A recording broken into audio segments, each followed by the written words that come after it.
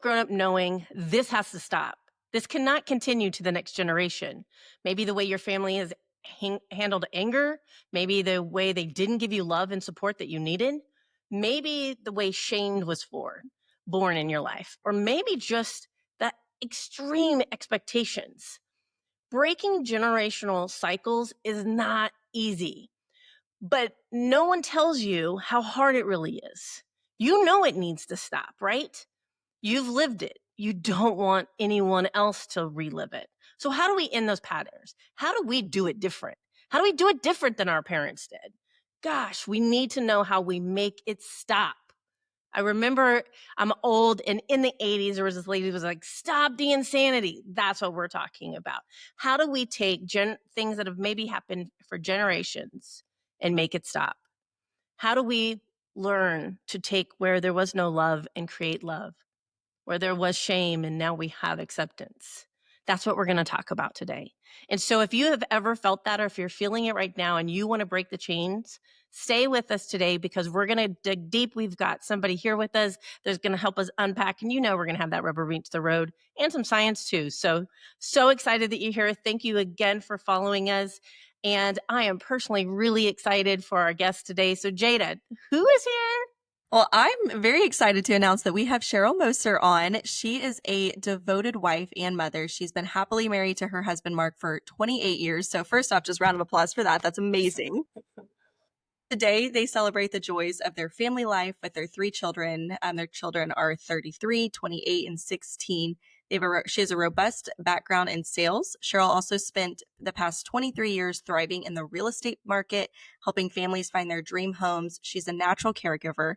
Sheryl made a significant life change just at 20 years old when she moved from California to Oklahoma after the loss of her mother. Understanding the importance of family support, she stepped up to be there for her younger siblings who were ages 6, 8, 11, 12, and 17, all at the same time of raising her own 1-year-old. So she really demonstrated her dedication to both her family and her career. With a heart full of love and a spirit of resilience, Sheryl continues to make a positive impact in the lives around others. And so we are just very excited and honored to have Sheryl on today. Thank you. Of course. Cheryl, I'm so excited. So we have known each other for over a decade, right? Crazy. Yes. And I can't tell you, audience, how many times I've had lunch, coffee, tea, danced in my living room with her and we talk about deep things and just her heart, her history, how much she has worked with her own family, her own life, her children. It's truly inspirational. And if you could meet her in person, you would just feel it. She's dominant, she's strong, but yet she also has a heart of gold and is kind. So thank you so much for being here, friend. This is exciting. It is exciting. I always love spending time with you because I get empowered from being around you. And so it's fun to be able to do this. I love it. I love it. I remember, okay, so we had one time a conversation at Charleston's on Northwest Expressway, and we both were just sharing how we knew God had something placed on our life to do more, to use our stories. Well, today, Sheryl, we're doing it, girl. Yes. Finally. Finally. I know, finally, it took us long enough, right? But hey, it was perfect. So I'm going to go into some questions for you, and I'm excited for the audience to just learn from your wisdom because I know you grew up with hardship and dysfunction. I won't go into details, but I think people know what dysfunction is. And I would say yours was a little bit more to the extreme dysfunction, not just the normal dysfunction. So when did you first realize you wanted to break the cycle, that you didn't want to just survive it, that you wanted to change it for your siblings even and your children? When did that hit you? I think I was about 13. Wow. We were on welfare. My mom and dad got divorced when I was 7 years old. And within a year, I think my mom had met someone. She was 35. He was 17. Um, Turned 18 shortly thereafter, but she moved him into the house. And I think she was going through just some sort of change in her life, some sort of moment that she just needed to feel good about herself. And he was a drug dealer and a thief at the time. She had no idea. And I just remember we went from eating dinner at the dinner table to I came home from school one day and there was the entire dinner table was covered with marijuana and scales and baggies. And I didn't understand and was trying to make sense of it all. And people that were kind of not the kind of people my mom would ever hang out with started hanging out at our house. And I got told to leave the house more often, which I was fine. You know, that was the era of you go outside in the morning and you don't come home till it's dark kind of a thing. But I didn't really like coming home because I didn't like the people that were in my home. I Mhm. felt like we were kind of being invaded, and that was hard. One of my most vivid memories was I think I was 8 years old and the doorbell rang. And at that time, I didn't know who this person was or who was with this person, but a year or two later, I kind of figured it out. There was a man in a suit with a fedora hat, and it was a pimp. And he had a prostitute with him, and they were there to buy drugs. And I just remember opening the door and slamming the door because I was scared, and went and got my mom. And my mom, of course, got in an argument with my stepdad later about the kind of people that were coming to our door then. And another time, I learned also to be afraid of police officers, which is, if you know me, I should have been a police officer. So You should have been a cop, actually, it's yes, really or crazy. FBI, CIA, something like that, right? Anything like that. Anybody that knows me knows that. And so, but being little and being told that the police were bad, I started to believe that. And I remember the police started to figure out something wasn't right in our house. And I think we lived in a really nice neighborhood with I mean my mom and dad had bought the house when it was brand new. And so people were hanging out at the house that had never been in the neighborhood before. And I think, you know, the neighbors started to call or the cops started to Mhm. patrol. Yep. And I my stepdad handed me this huge storage bag full of marijuana and said, "Go hide it." And here I am, like 8 or 9 years old, and I'm just hugging it and I'm running through the house trying to figure out where I'm going to hide, where the police might not find me. And the things that were going through my mind at that time just seem insane to me now. And I slid underneath my bed and I'm hiding under my bed, just holding this bag of marijuana. Oh. And it's just Mhm. I can't believe I was ever put in that spot. I would never have done that to my children. It, it's just crazy. Mhm. It's growing up with an addict, myself, it is shocking what they justify to bring around their children. It's horrific.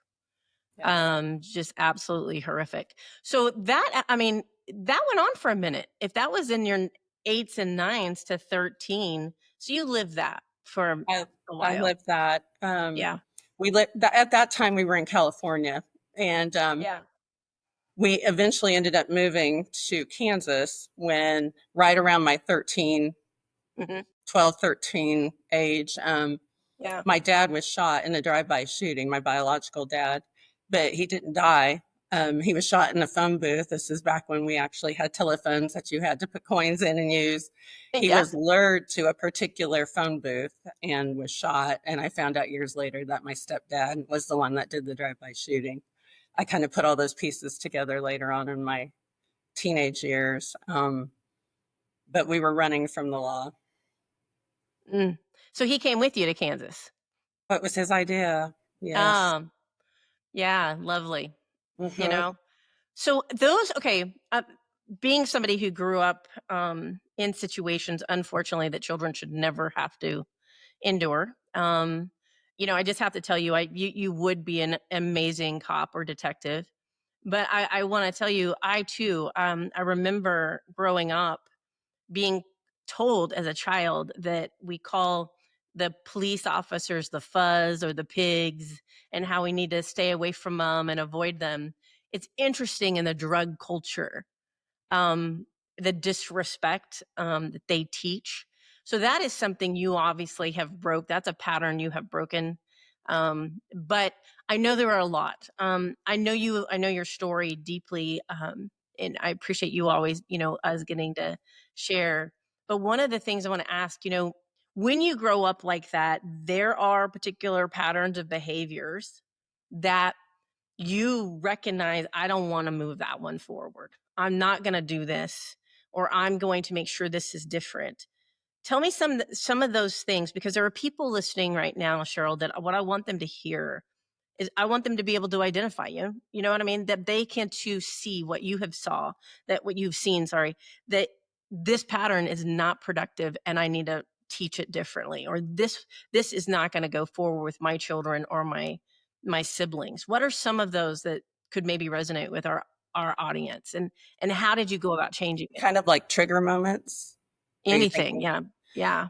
Um, well, once we moved to Kansas, my stepdad became a whole lot more, I feel like, addicted to alcohol and drugs. And when he mixed the two, he just was the meanest Mhm. person ever. Yeah. And once we moved and he started doing more of that, then there was more abuse. I mean, I feel like I was probably beat nearly every day of my childhood from age 13 till I finally got out of the house. He was just, he wanted to blame me. He would say, "You have to do this because I say so." And I would say, "You're not my dad." And I mean, that would set him off, but he wasn't. And I was adamant about that because I'm a very strong personality. And even though I was afraid of him, that for him to call himself my dad just infuriated me. Um, but I just remember he left one time, and my mom had inherited some jewelry through her mother passing, and her jewelry disappeared, and it was nice jewelry, and he had probably taken it to the pawn store or sold it for drugs or something. And he would do that. I mean, I would get gifts for my birthday or for Christmas, and I would have them a little while, and then I would come home from school and my boom box would be gone, or my skateboard would be gone, or things like that. Um, and I just remember thinking, I do not want this in my life. As soon as I get a choice where I don't have to be around this. I don't want this. I don't want to be on welfare. We would have to go stand in the line for, we went to DHS with our mom to get approved for welfare because he was always floating between jobs and there wasn't enough money to pay the bills. And in the winter, our gas got turned off. And here I am trying to blow dry my jeans for high school with a blow dryer because we didn't have a dryer and we didn't have heat. And I just kept saying, "Mom, why do you stay with him? Why?" I mean, he cheated on her over and over again. He would disappear for days at a time. And she would just say, "I'm afraid." And he would tell her, "I will kill you. I will kill the kids and I will burn the house down with all of you in it." And he was serious. Mhm. And I know women stay because of that. And so my mom never tried to find an out. Um, it's so frustrating, how afraid she was. Mhm. A lot of people don't understand, unless you have lived around domestic violence, how terrified the women are. Yes. And I like you, I got to witness domestic violence firsthand, and it's life altering. It changes you for sure. Definitely why it's part of the ACE score. And I just have so much compassion, and I know you do too, for women who are in that situation. And if you're listening right now and you're in that situation, Jada, I think we have said this on this podcast before, but there is an organization here in Oklahoma called Palomar. We'll make sure we have the link to that. Even if you're not in Oklahoma, give them a call. They might know other centers. There are places for you to get help, to be safe.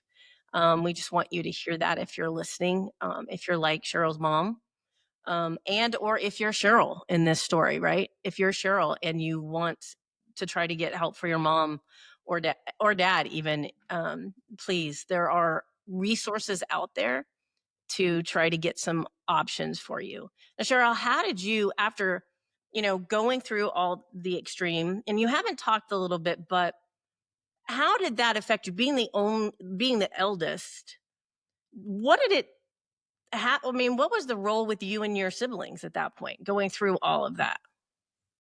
I kind of took a parental role Yeah. a lot of the time because I feel like my mom was depressed.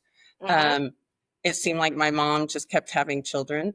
Um, by the time I was in high school, I had three brothers and two sisters.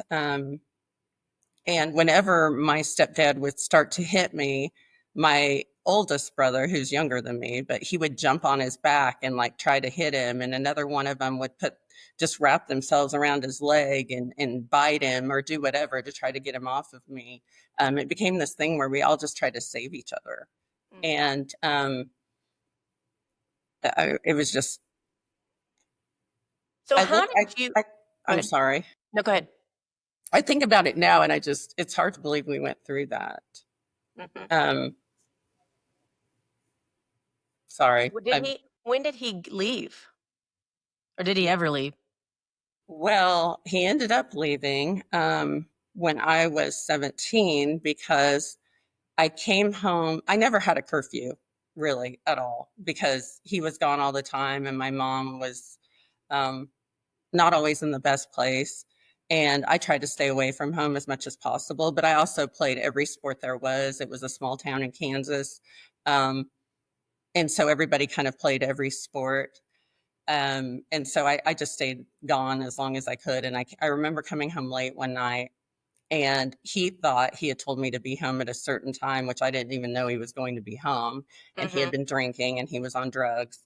And he said, "You're late." And I said, "No, I'm not. I didn't have a curfew." And he said, "You are." And I said, "I'm not." And I'm in the front yard and he pushed me down and he wrestled me down and he started to hit me and I ran away. He grabbed a shovel and it was going to beat me in the head with a shovel. Mhm. And so I'm running around the yard and we didn't have a phone. That was one of the other things. Our phone had gotten cut off because he Mhm. didn't pay the bills. And so there was no way for me to call the police. I'm yelling for the neighbors, somebody help me, help me, help me. It's like 11 o'clock at night. And I went running across the street to my neighbor's house and I'm pounding on the door because I'm in fear for my life. He has a shovel, he's chasing Mhm. me. Oh yeah. And they opened the door and I fell into the front door and he's on the porch with the shovel and the dad met him with a shotgun at the front door and said, "Back Good. up, back up." And so I Yeah. crawled into the house and the mom is there. The two girls were there that lived there and said, "What's going on?" And I said, "He's trying to kill me." And she had already called the police. The police showed up. They took him to jail that night. And the scary thing was, I just remember after he left, he was taken away in a police car. I went upstairs to my room and I'm just sitting on my bed. I can't believe everything that just happened. And my mom came up to me and said, "Why did you do that?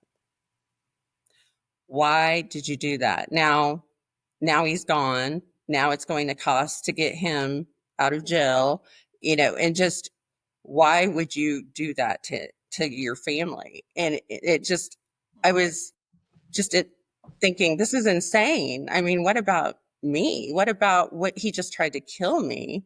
And I mean, it took a couple days for her to come around. Like she got it, but it's that, it's that the way they portray it, the abuser really convinces the person that's being abused that everything is their fault. And I mean, he had just beat my mother down so much to where she didn't believe she was worthy of anything. And she wasn't worthy of anyone else. She wasn't worthy of being saved. And she believed all of that. And I feel like I was the strength at that time because I knew it was wrong. I would say, "Mom, you know, this is not okay. People don't grow up like this. People don't live like this is not normal." Mhm. Because I'd spent a lot of time with my friends' families and I saw how functional families worked. And I knew it was possible. And I knew we didn't have to stay like this. And when we went to court, he kept trying to get me. I mean, he was in the hallway and he said, "Just tell him it was all a misunderstanding." And then the attorney that I was appointed to me because I was still underage at that time said, "Don't listen to him. Don't talk, he kept pushing him away, like, "Get away from her. Don't talk to Mhm. her." And when I got on the stand, I told him everything that had happened, that this was an ongoing problem that he just kept, we had been beaten all of our childhood pretty much. And they gave him two choices. Either he could spend 10 years in prison or he Mhm. could leave the state of Kansas. And he chose to leave the state of Kansas. Now I'm going to ask a question only because I've lived a life dysfunctional like you. Did your mom leave with him or did she stay? No, she stayed. That's great. She stayed. I think after he left, it was a sigh of relief for her because it was a way that he was gone. Yeah. Um, Yeah. of course, he would arrange phone calls for her. Like we had a quick stop that had a phone outside, and they would call once a week or twice a week or something like that. Or he would call someone and get a message to her to meet him at a certain time at the phone. So they still communicated, but she was free as far as him being in the state, because if he came back and got pulled over or anything, he was going straight to jail. Mhm. Um, and so it was like this heaviness was lifted off of our house because he wasn't around. And my mom we were on welfare already. So it's not like he gave us money to pay the bills. So Right. it was kind of nice to have him not around. Kinda nice. You mean it was amazing. It Let's just was say it was Life amazing, not kinda changing. nice. It it was a was hallelujah, he's gone moment. it was I mean, right? it was Our yes. and my younger siblings could breathe because it was, it got to the point where my oldest brother, would put toothpicks in the wood floor. Um, so that way, because when my stepdad got drunk at night, he would just want to hit somebody, and if I wasn't home, he'd hit the next person, and he would go after my brother, and he was always walking around the house barefoot. So if he walked in my brother's room, he would step on the toothpicks and he would scream, he was in pain, and it would wake my brother up. So that way my brother had a fighting chance to defend himself. And I mean, we're talking about a 9 and 10-year-old boy at this time. And it was just the heaviness and the fear that was always at our home was just crazy. Living in that environment, talking about, y I think you know the statistics, but the statistics are if you're abused, you abuse, or if you model and do what you've seen. That's the statistic, that's the average typically. Um, how did you go forth and not have those kind of behaviors? Well, I had the yelling, the screaming, the throwing things for a while. I mean, it was because I didn't know that wasn't normal. Right. I mean, I Yeah. knew, but I didn't know. And Yeah. then the thing too, when you grow up like that, it's either fight or flight. I mean, that's just what you do. And so I would fight, I would argue, I got married when I was 17 for the first time. I graduated high school. I went to California to be there for the summer, to spend the summer with a sister that had lived there. And I met a military guy at a state fair. He was walking by in his dress whites, and his eyes and my eyes connected. And it was truly the uniform that got me. Um, and we ended up dating. He was a California boy, and I was going back to Kansas after that to go to school. I had enrolled in nursing school. I had gotten a scholarship for nursing, um, and he ended up coming and picking me up. And I ended up giving. I told the school that I wasn't going to come to school to use my nursing scholarship, which was a mistake. I mean, but you're 17, you think you know everything. Moved to Isn't that the California. truth? Yes. Married, we ended up getting married, and that actually was not my I didn't want to get married. I wanted a long engagement to kind of see if we were going to work. I Yeah. didn't want to jump into marriage, but at the time, he was getting sent to Desert Storm, to the very first Gulf War, and so his mom said, either you get married now, just in case something happens. I want my son to have been married, and lots of pressure. Yeah. And ended up Wow. being forced to get married before he left, and that's how I ended up married at so young. Um, but when he came home, he was deployed, and then he would come home, and then he would get deployed, and we did that for 6 years. It, there was a lot of tension because he would try to change everything I did, and I'm that fighter because that's how I grew up. And I mean, I think I threw coffee cups, I threw plates, I mean, we had to buy dishes more than once because I didn't know how to express myself. I didn't know how to sit down and have a conversation calmly. And we ended up divorced after 6 years. And then I ended up getting remarried to someone who just getting married. I think I'd been single maybe a year, and we met, and I had all my siblings living with me at the time. And I mean, I'm this huge package. And we went on a couple of dates. I knew I really liked him. And I said, I really like you, and I'm trying not to like you. I just went through a divorce. I'm not trying to move forward with anything. However, I feel like I could really be in a relationship with you, but I'm kind of this big package. And so after our second date, I took him back to my house and introduced him to my siblings and my son. And I said, think about it. This is a lot. And he called me. I mean, imagine a young man with all of this. And he called me the next day and said, I'm all in. And we've been together since then, but it's been hard because he's a strong personality. You've met Mark. He and I, we work really well together, but we both want to be right sometimes. And the first few years of our marriage were kind of tumultuous because we had to learn to sit down and talk, and it was hard. And our kids saw that. Our kids saw us learning, and Mm. I wasn't always the nicest person when they were younger. I mean, I really had to get help and learn to work through things. And um, first of all, everybody should be in counseling. Everybody. Mhm. So if you need counseling, do not look at it like it's taboo. We all need to be in it all the Mhm. time. And I'm not right now, but it's not shameful to go through counseling. And I think people put this tab on it where you should feel some sort of shame or you should, oh my gosh, you're in counseling. No, I Mhm. don't think we should feel bad at all. I think Having an what's unbiased opinion to talk to is really important. well, I don't know. Jade and I are always throwing therapy out there. So I think people think we own a therapy shop. We do not, but we agree with you wholeheartedly. Because here's what I want our listeners to hear. I think there's this taboo or this, I don't know, lie. I'm going to call it what it is. That you can go through a childhood like Cheryl's and come out and have all your behaviors look beautiful. I'm just going to tell you, I can tell I have shared, we have done a podcast, Jada and I, where I shared about how I hurt people based on my history. So I want you to know what we're talking about is how do you break that cycle? First of all, I want you to know that if you can identify with Cheryl or things I have said where you're like, yeah, I'm not the best person, or I'm exhibiting some signs that come from my childhood. Um, I want you to know there's no shame.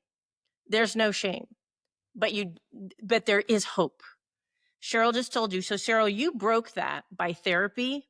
And what else? What are some of the things somebody's listening right now and they're like, I'm in the middle of it, Cheryl. I'm doing this. I don't want to do it. How do I stop like you did? Well, I will tell you, the other person that helped me tremendously in my life is my mother-in-law. Mm. Um, it's ironic. I met her before I met my husband. I was substitute teaching at a school and met her. She was the teacher that was in the classroom next door to me, and ended up coming over and helping me multiple times with some behavior issues. And then I started dating her son, and he took me home to meet his mom. And that had been the teacher that I had been substituting next to. Wait, so you didn't know that whenever you met him? No, not at all. Oh, that's hilarious. I think God truly has a sense of humor. Yep. Yeah. I say that all the time. But they were they're very strong Christian people. Their family is very close.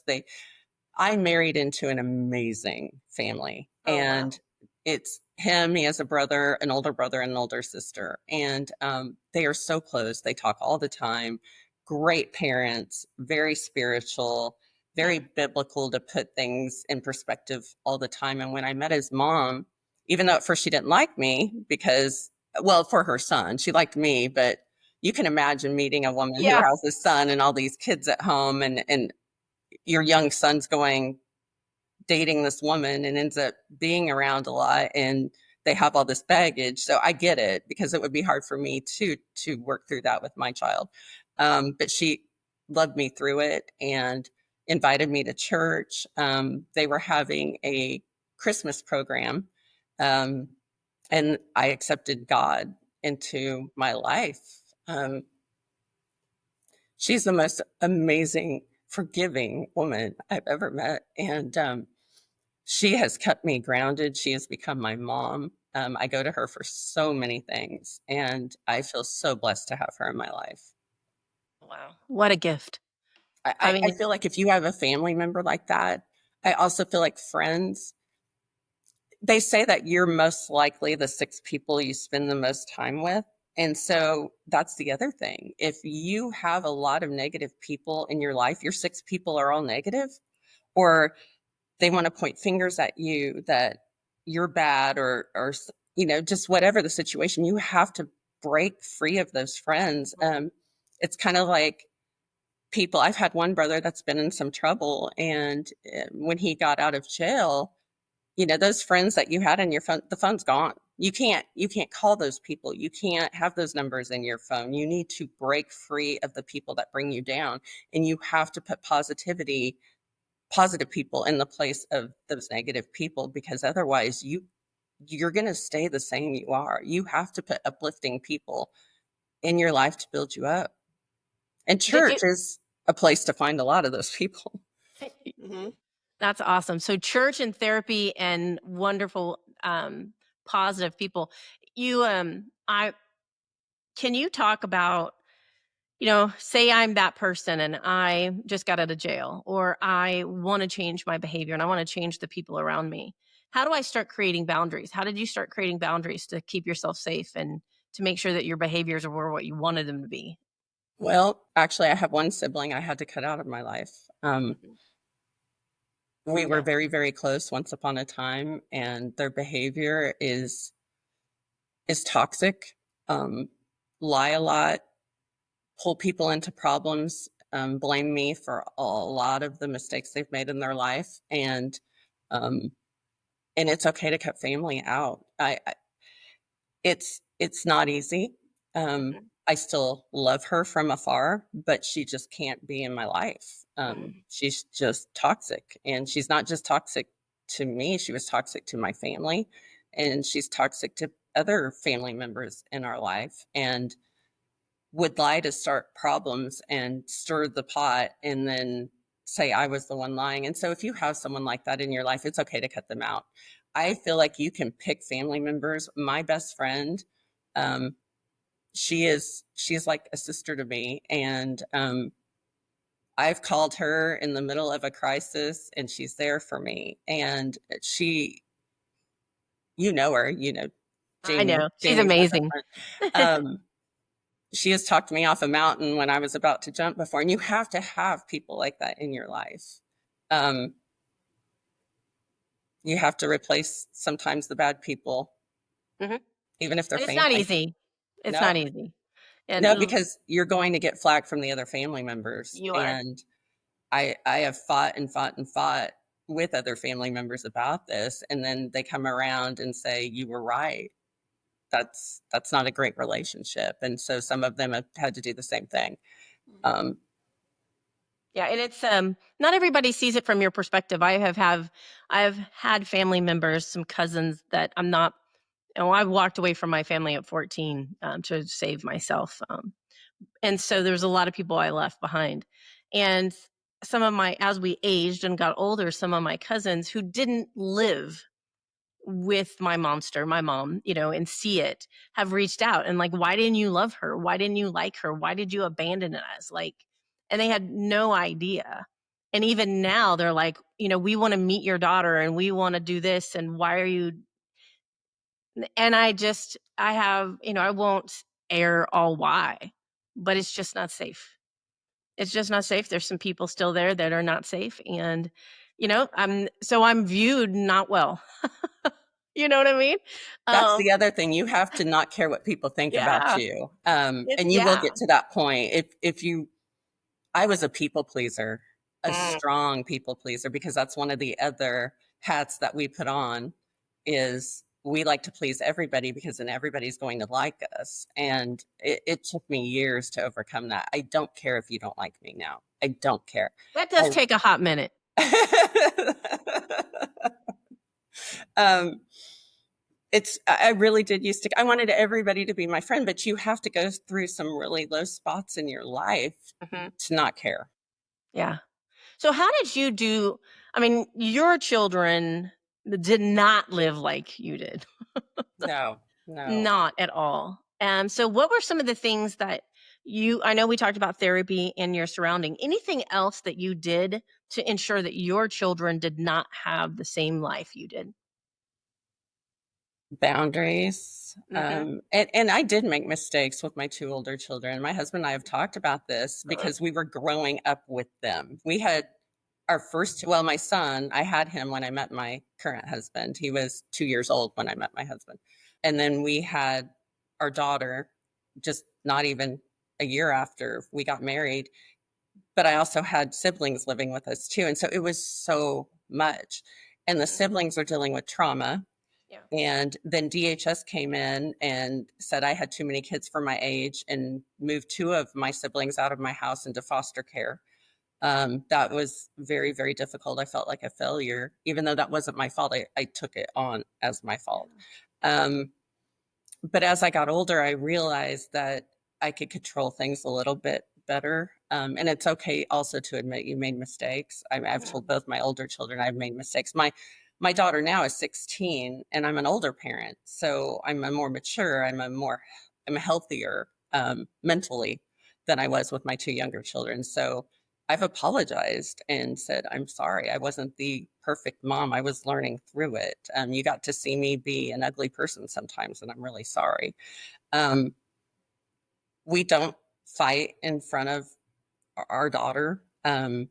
We've learned to also say, let's take a walk. I'm walking this way, you're walking that way. Um, I know a lot of couples who just want to fight it out, and they think if one of you takes a walk, you're walking away. No, you're cooling off so you can come back and make a better choice. That's okay to do Yeah. that. Um, but that's growing. You have to grow to that point. Um, Taking time for yourself, taking a day where you go just you, it's okay to pamper yourself for a day, go get a new book, go have lunch by yourself, go, because we need mental breaks. We need Mhm. to build ourselves up. And if you're always giving, then you're draining. I have a good friend that's a strength finders coach, and she truly changed my life a few years ago when I took the strength finders test.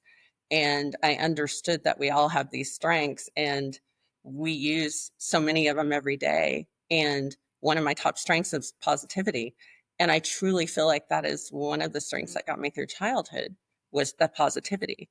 Um, and relator is another one of my strengths. And I can relate pretty much to anybody at any time because of everything that we've Mhm. endured. I feel like we're Yeah. very, I don't know if you've heard this, but I think you probably have, that you're so easy to talk to.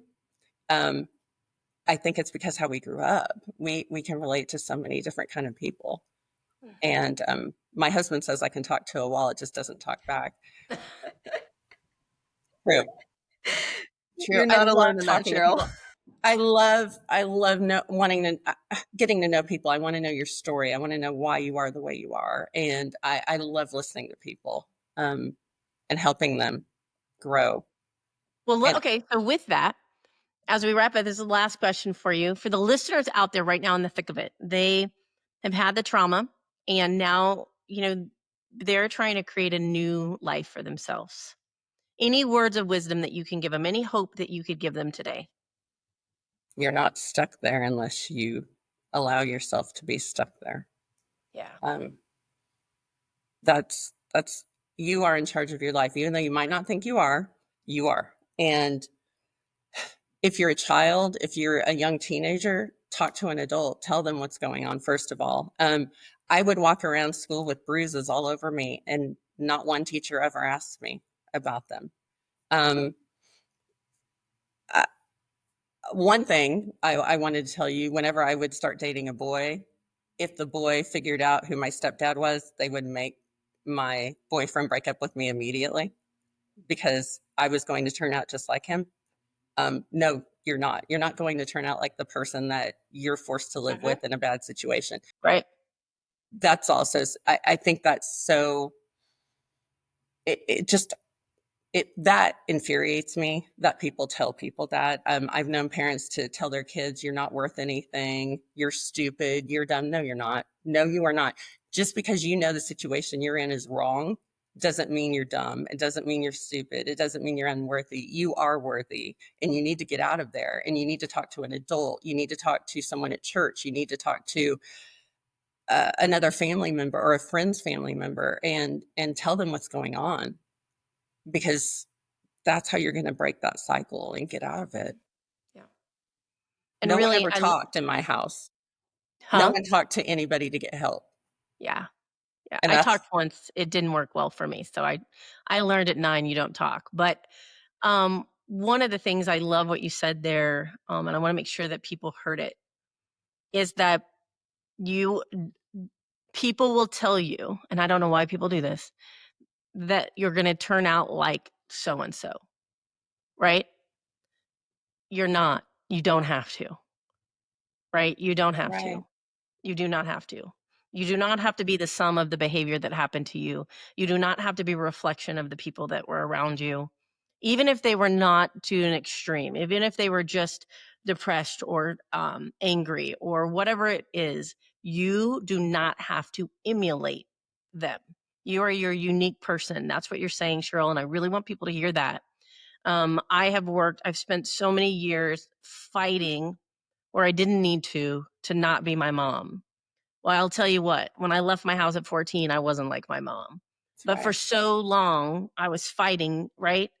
And the reality is, I wasn't her even at 14. So, really, just settling and understanding that we do not have to be a reflection of the abuse or the abusers. I think that's key. And I don't know why people say that, where people would be mad at me when I was young and they're like, you're going to turn out just like your blah, blah, blah, mom. No, I'm not. No, If I do anything in life, I'm not doing that. no. And I would also say, don't turn towards drugs or alcohol to get Amen. through it. I mean, I kind of did that in my teen years. I drank quite a bit to just try to numb what was going on in my life. And I mean, thank goodness I wasn't addicted or anything. But when there was a party, I was probably one of the first ones there. But there's so many drugs out there right now, and you don't want to go down that rabbit hole of getting addicted to drugs. I saw what it did to my stepdad, and it made him the most ugly person in the world. And someday you're going to have a family that truly cares about you, and you don't want them to have to deal with drug addiction. So please don't go down that road. Amen. Thank you so much, Cheryl. Hey, that was beautiful. Thank you for being transparent and open and sharing your story. I know there's a lot more to it, but I really appreciate your vulnerability, transparency, and your wisdom today. Jada, do we have any wisdom? Do we have We any have facts? We have lots of facts, and man, this is a topic I am just like, I get so fired up about.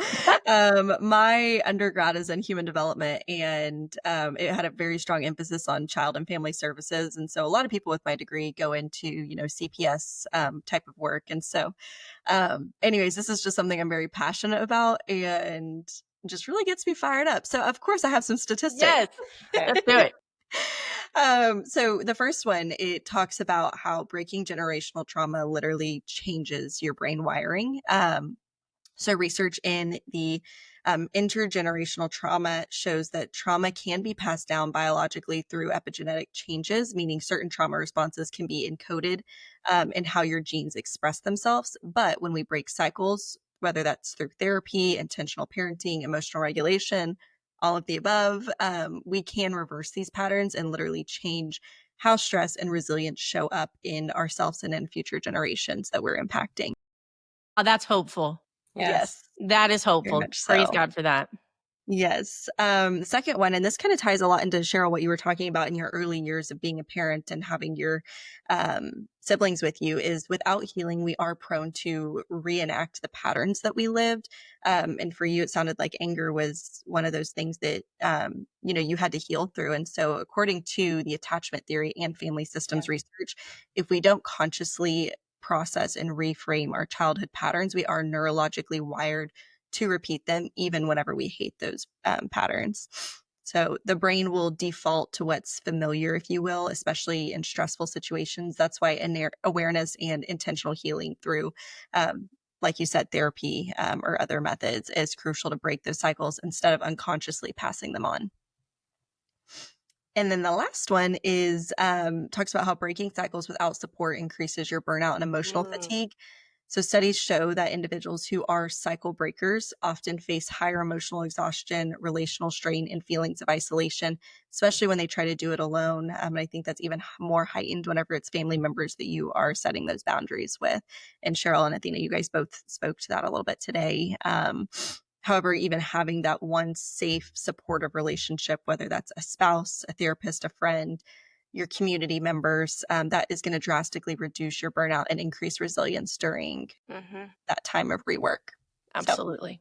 That's Cheryl interesting. brought that up. Yep. Absolutely. Exactly. I But love so how the that's it. science always matches the saying, I know, I love it because I always pull these statistics based on the topic, of course. But before we hear our guest and Sheryl, before we heard your story today, so I think that it's really cool how just life really is almost predictable in the sense of like science of like you have overcome and there's statistics of how to overcome, and it aligns really well. I just like that there's proof why I was exhausted. You were not crazy. You were I wasn't crazy. I was just tired. you were exhausted. She's like, And there's proof. no one believed me.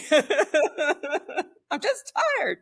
I'm just tired. I'm burnt out. We'll share that with you, Sheryl, so you can just send, Okay. hand it to people. Look, here's the science. This is why I'm tired. This Awesome. backs me up. Yeah. I love that. Awesome. Well, thank you for that. Oh, of course. Yeah. I'm going to go ahead and give you guys the rubber meets the road. And this is something that really is to Jada and I's heart. We want you to be, we want you to hear the stories, identify yourself in them, know the science behind it.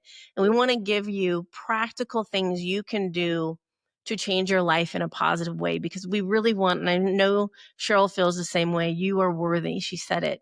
You're worthy of change. You are worth it, no matter what anyone has ever said to you.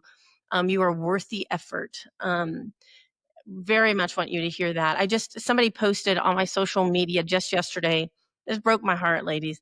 She said, I went to your class and I felt so empowered. And then the person who sat next to me when we left literally told me that I would never be able to do what you taught me. And how unworthy. And y'all know I just was like, whoa, right? So I said something very nice back, but that kind of stuff just gets me. We are all worthy. We're all capable. So let's talk about what you guys can do in this. First of all, number one, identify what you're leaving behind. I know this part is hard. I'm just going to tell you this. You got to write down 3 patterns or behaviors or beliefs that you're holding on to. Now, we already saw the science. Do not be shamed by the fact that you have them. Science says you're rewired through the trauma. I want you guys to hear that, because some of these behaviors, you're going to do them and you're going to feel shame. Shame is a blocker of your potential of healing, okay? So the science tells you you're going to do them. So without shame, write them out, okay? Like Sheryl, mine was if I was triggered, I became and I have a great ability to articulate and fight and win with my words. I would use that to annihilate people in a very, and I could hear myself, Sheryl, like even telling myself like, stop, right? And I struggled. Now I had to go through a lot of therapy to get through where that wasn't a defense mechanism that I used to protect myself. Okay, so what I'm saying here and why I'm sharing that is it can be ugly like that. It's okay. Put it on paper and understand it's something that you need to work on, okay? And then start working on it with somebody, a pastor or a trusted friend or a therapist. Work on those behaviors, okay? Very important for your healing and going forward and changing those behavior. And define what you're choosing to keep. This is important. Not all of it's bad. Okay. You don't come out of horrific trauma or bad cycles in your past and everything's bad. It's not true. There are some beautiful things that you developed or that you do that came from your family or came from you. So I want you to sit down and do the same thing. What are 3 values or practices that saved you or that you actually did like about your family? I know that sounds crazy, but is there anything good? I think it's really important to look for the good. Otherwise, we can look at a whole period of time in our life and see nothing but darkness. And there was light. If you allow yourself to look, you'll see the light. Um, and so I want you to think through that. I know mine, just to show you guys, mine would be that no matter how dark the abuse was, the light, the value, it came from my great grandma teaching me about God. Right? So that was something that I was taught that I brought forward. So think through some of those things that maybe were things that you want to hold on to. Okay. So, like, here's some ideas. Like, if there was loyalty, hard work in your situation, Cheryl, the unity of you with your siblings, that unity of taking, being a family, even though you were forced to it, that's something beautiful to take forward with boundaries, of course, but take forward. And I know personally for you that your family now is very close. And not in a enmeshed, ugly way, but in a beautiful, healthy way.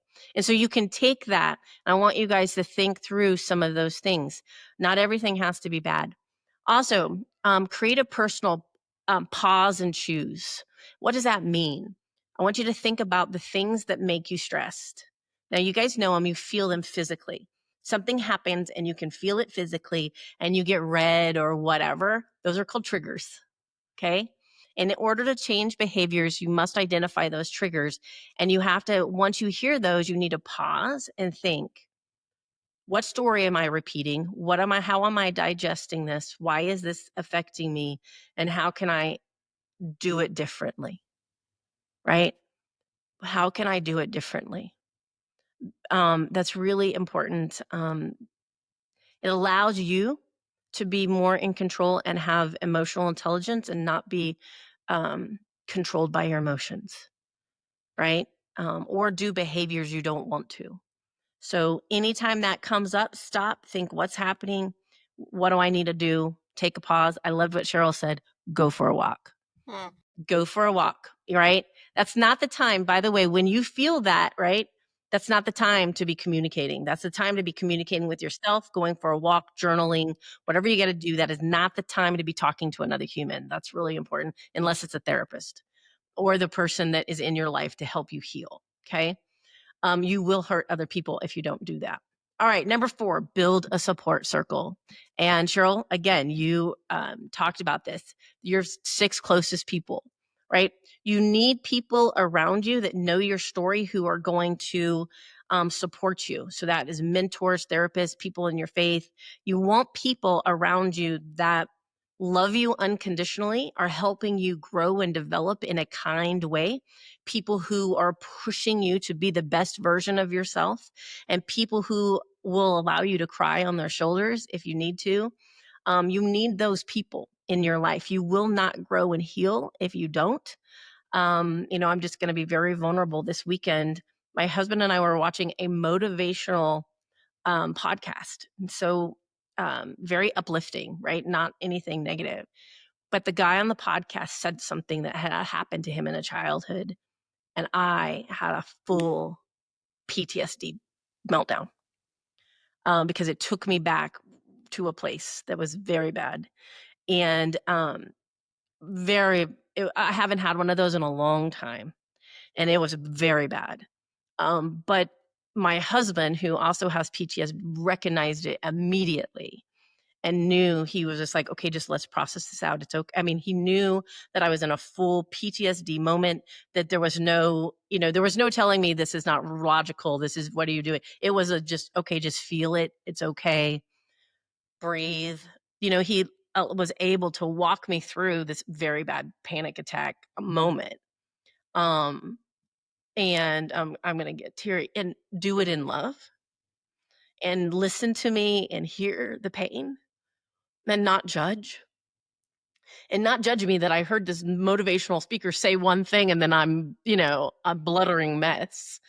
Um, that you need people like that, right? And you need those people to allow you. And it was actually something in my past. He's like, "You've never told me that." I'm like, "Wow, you, it's too bad. It's too ugly, right? It's too ugly." And so you just you need people that allow you to be safe, right? And of course, I will say this. After that, the next morning, he said, "Hey, you need to go to a therapist about that." I was like, "I know," because that was bad. And I'm like, "I know, I know." So you need people like that. He knew, okay, that was, and maybe you ladies, maybe, right? If you're listening to this, there are times when your body just says it's time to heal this, right? And maybe that was this weekend. It was like, "Hey, this is in here. We need to heal it." So I just want you to know, get that support system around you, people who love you. Um, Remember, in the science, we get changed. So it's okay to have these moments, break down, get the people, get the help. That's really what we're trying to say. If I have to sum it up, you're worthy. You do not have to be what your history is. There is hope in the future. By the way, there is science to say that there are patterns. Don't shame yourself. Just get the help. Love yourself enough. So, Jada, where do we go from here? That is a great question, Cheryl. For anyone that wants to connect with you, how can they do that? Well, they can email me at Sheryl.Moser. So it's Cheryl with an S, HERYL.Moser, MOSER, at live.com, or they can even reach out by phone, 405-808-3039. Perfect. And I will make sure to have both of those in the show notes as well. Cheryl, is there any other thing that you want to share, or I guess as we wrap up, is there anything else that you want to say? No, I truly feel like this is healing. Just also telling your story. Every time we tell our story, it heals us a little bit. So it's good to talk to others. We have to use our pain to help others. That's what God wants us to do. He wants us to help others by telling our story. Well, Amen. thank you for telling yours today. There are two other resources I'm going to link in the show notes. One is Palomar. Athena, you mentioned that one. And then honestly, one that just like popped up in my heart, in my head while we were talking about this.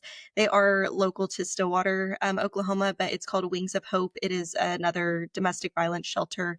They provide resources for everyone in Logan County. So if you find yourself there, or if you just need to reach out for additional resources, they are there. They're wonderful. I volunteered with them in college. So just a little shameless plug for them. I haven't really thought about them in a while, but they just really popped up on my heart. So I wanted to share that with any of our listeners that wanted that today. And then I also just wanted to invite our listeners to like and subscribe to this podcast. If you enjoyed it, we would love for you to share it with others. That way you can share these stories of hope, Cheryl's story of hope, and future stories of hope with everyone else. You can find us just about anywhere. So if you're looking for us on other streaming platforms, social media, or just Google, you can search Athena Captain. She has a pretty cool and unique name, so it's a little hard to miss her. But as always, we just want to leave you with something very serious, that this is not your practice life. So don't wait for perfect. Start messy. Start scared. Just start, because nothing's going to change until you do. Take one step today toward the life that you want and dare to share it with us. We'll be here standing with you every step of the way. We'll see you next week. Yay! Thank you. Hey,